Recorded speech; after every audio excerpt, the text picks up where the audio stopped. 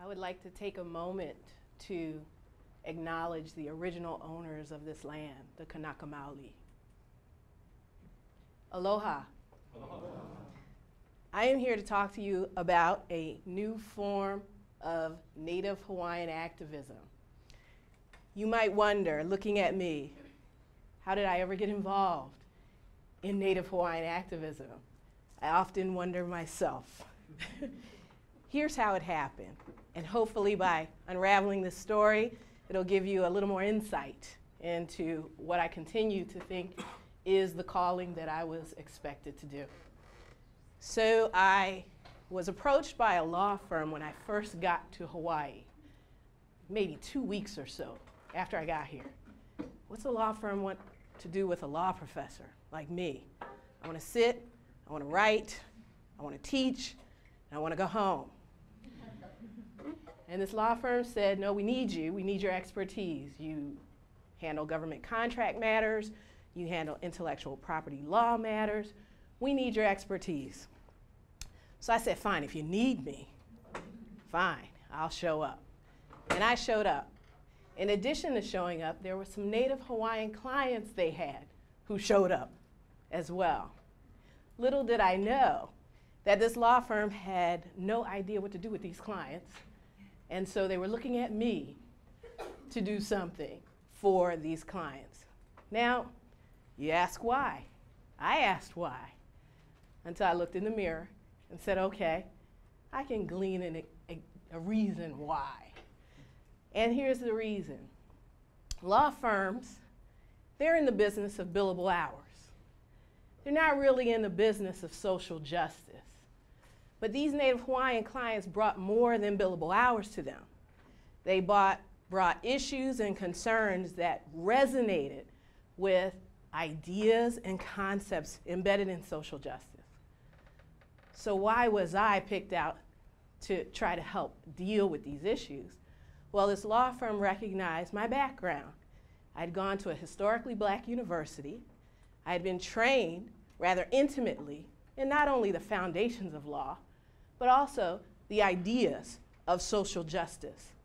Now, I never thought of myself, even as a graduate of Howard Law School, I never thought of myself as an activist. All I wanted to do was be a lawyer. All I wanted to do was be a law teacher. But presented with these fantastic dynamic and complex issues, I had to embrace this destiny. And the destiny was to help grow a new form of Native Hawaiian activism in a digital economy. And that's what led me to providing counsel, providing support to the Native Hawaiian community in this new millennium. So what is it that they were dealing with? What would you do if every value, every belief, every part of your identity were under siege? How would you respond? Would you respond by giving up? Would you respond by saying, I shall assimilate? Likely not. When we talk about the issues facing indigenous peoples, not just Native Hawaiians, one of the issues that they are facing in this modern economy is an assault on their identity under the pretext of intellectual property law, information asset commodification, and misappropriation. In essence, owning what they call intellectual property to the exclusion of even those who created it. So what would you do if you were subject to misappropriation? What would you do if one of the largest production companies decided they were going to take images of your identity, they were going to take value systems that represent you, that they were going to take chants and oli that were meant to revere monarchs and then transform them into little playthings that mimic pygmies and aliens, what would you do? What would you do if your value system was derided by improper use? What would you do with coconut bras being placed upon you and grass skirts being wielded such that your identity has been marked as a claim of tourism? What would you do if your protocols and your customs were commodified and sold over the counter for $4.99? What would you do if you were excluded from the very art that your traditional kumuhula, that your knowledge created? What would you do if you were excluded from that resource? I'll give you an example of this. You know, many people come to Hawaii and they view these Kim Taylor Reese photos as phenomenal. And I guess in a way, they have their artistic capacity. But is it art that should exclude original practitioners of hula from exercising their own art form? This is exactly what happened in a case called Kim Taylor Reese versus Island Treasures. This is a case in which not Native Hawaiians filed suit for copyright infringement, but a case, in fact, that Kim Taylor Reese, a non-Indigenous person, filed suit for copyright infringement against a Native Hawaiian artist who decided she wanted to capture a traditional hula pose, the hula kahiko. She wanted to capture that in a stained glass image. Now, if we went back, we'd probably see, well, okay, yeah. But if this is a traditional pose that originated with Native Hawaiians, you've got to ask yourself this question of who has priority? Is it Kim Taylor Reese to say that a Native Hawaiian cannot exercise his or her right to manifest that identity that they belong to for generations, for their genealogy? Is it for him to exclude those based on Western intellectual property principles called copyright? And the answer has to be no. Interestingly enough, the court didn't see it the way I see it, and the way you are nodding your head in affirmation that you see it. In this case, we can say Native Hawaiians won something, but they also lost something greater. Here's why it wasn't a net win for Native Hawaiians. The court said, we recognize hula kahiko as an item of the public domain. We're going to protect Native Hawaiians from copyright infringement suits by donating their traditional knowledge, their customary hula practice called the hula kahiko, to the public domain for all men to use. That's a loss. It's a loss because the hula kahiko and all of its teachings and all of its principles and all of its protocols grounded in Native Hawaiian law and custom has now been transferred without any of that knowledge to the public domain for others to use, misappropriate, commodify, transform into actual excludable copyright. So that's a loss. It was also a loss because of the public sentiment that went along with this decision. I looked on a couple of websites, a couple of blogs, and I noted that people responded heinously and negatively to this case, not Kim Taylor Reese, but to the Native Hawaiians who were defending themselves in this copyright infringement action.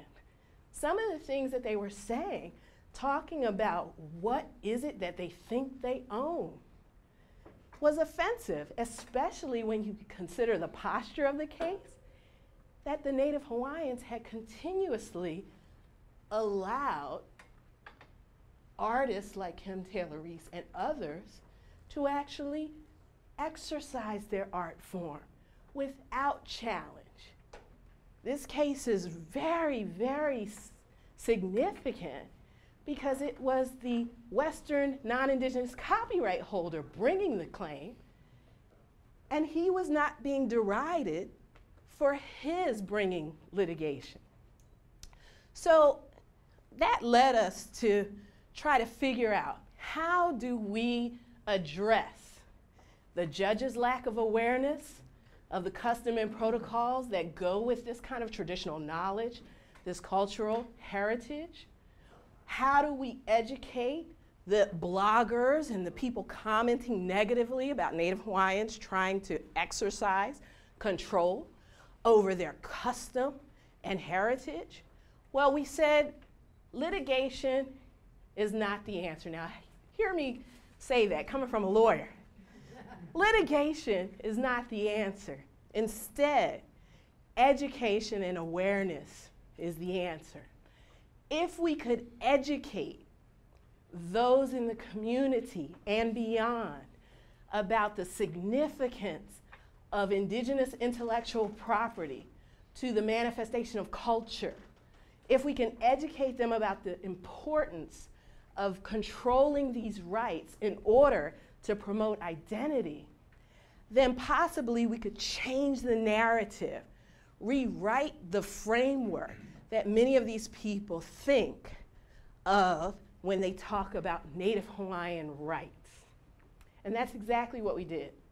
So instead of litigation, we said, let's present a conference called Ka'apono. And we heard what those words mean through previous presentations. Let's have this conference on Native Hawaiian intellectual property rights. And let's not just educate non-Indigenous peoples about these rights, but let's also educate Indigenous peoples about these rights. And let's infuse this idea that there is value in these kinds of resources. There is value in cultural heritage. There's value in genetic resources. There's value in traditional knowledge that go beyond money. We're not talking about money. We're talking about inherent value that actually defines and determines and allows to exist the identity of the people they represent.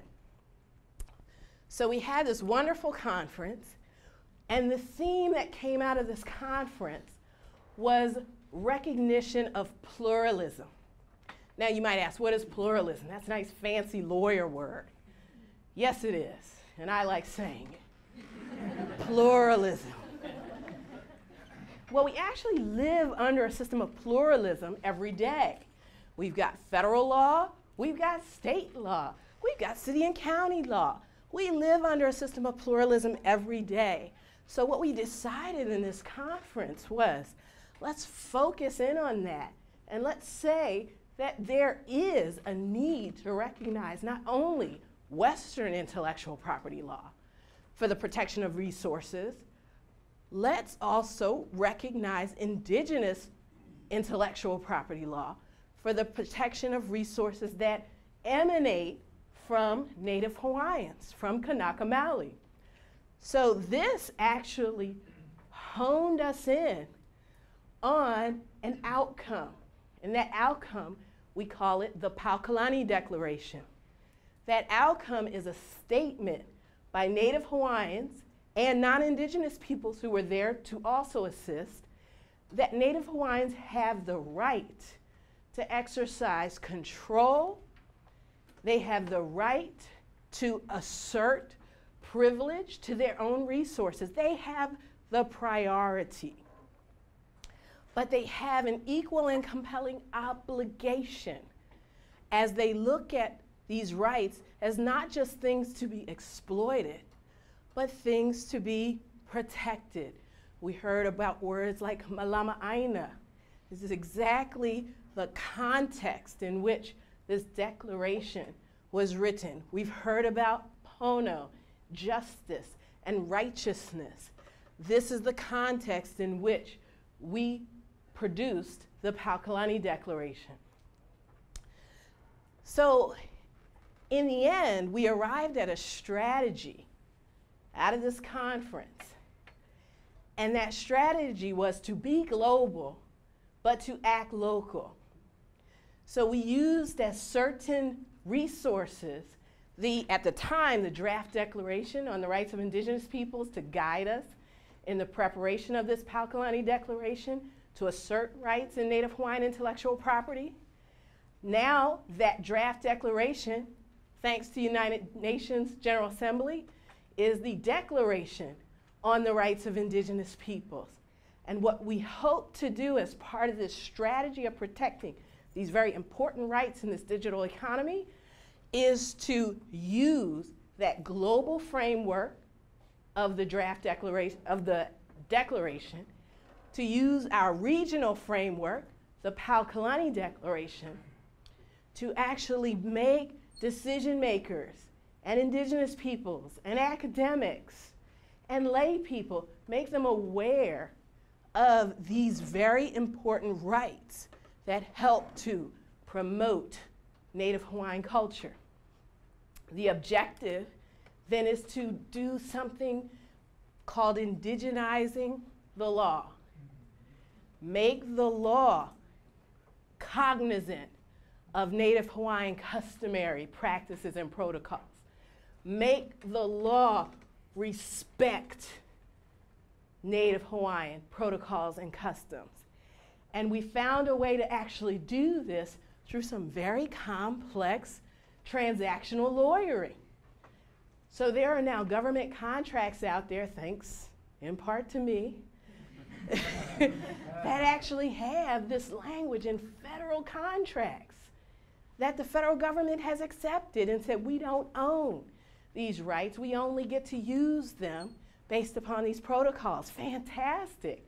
We have private transactional documents that say, if you want to use Native Hawaiian education materials, then you have to seek a license. And guess what that license incorporates?